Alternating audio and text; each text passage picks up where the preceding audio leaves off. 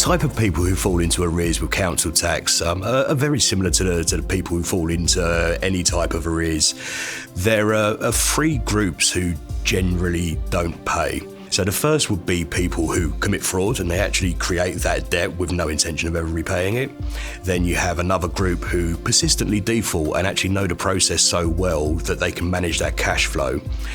But what we're seeing now is an increasing number of people who genuinely can't pay.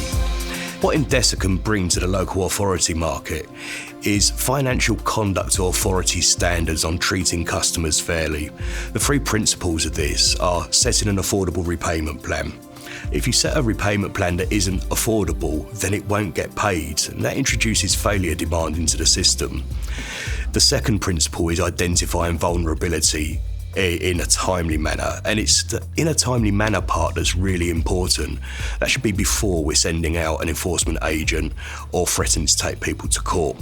And the final part of it is signposting free debt advice. We've got some really good case studies, and one of which says that people who've taken free debt advice will, on average, make a repayment plan that has a 95% stick rate.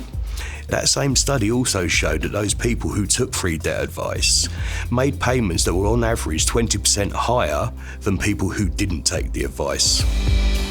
We know from the Royal College of Psychiatrists that 1 in 4 people in their lifetime will have a mental health issue, and we further know that 1 in 4 of those people will have a debt. 3.5 million people who will cost the NHS £5.3 billion, and there'll be a £40 billion cost to the wider economy. So identifying vulnerable people isn't just about doing what's ethical, it's also financially the right thing to do. Endesa provides access to agencies that have the FCA standards embedded within them.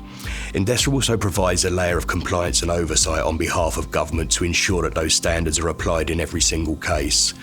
This is a different route. It's an engaging conversation. It respects people according to their circumstances. Again, we've got some great case studies. We saw Hyde Housing Association, who instead of evicting families who fell behind on their rents, actually took a more holistic approach. Hyde was able to save somewhere in the region of £800,000 in legal fees by not evicting 90 families, just 90. So that's 90 people who also stayed in their homes. They also brought in additional recoveries of £1.2 million. So if you can do that sort of thing with 90 families, imagine what you can do if you take that approach to the whole country.